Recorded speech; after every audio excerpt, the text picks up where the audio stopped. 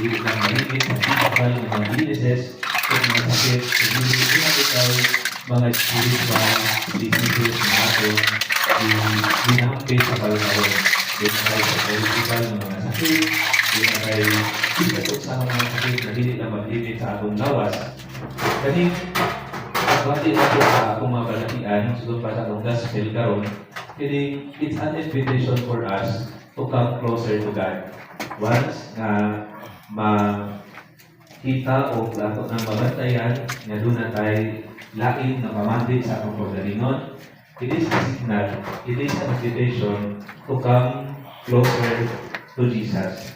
Kasi magpaduol ka sa dunia. Ano man tungkol kayo, sinisod mo ang makahabang nato sa atong pagpasiguli sa maayong paglawas. Nagitawag ang pagmandoy na mahimong basko ang atong pamilya,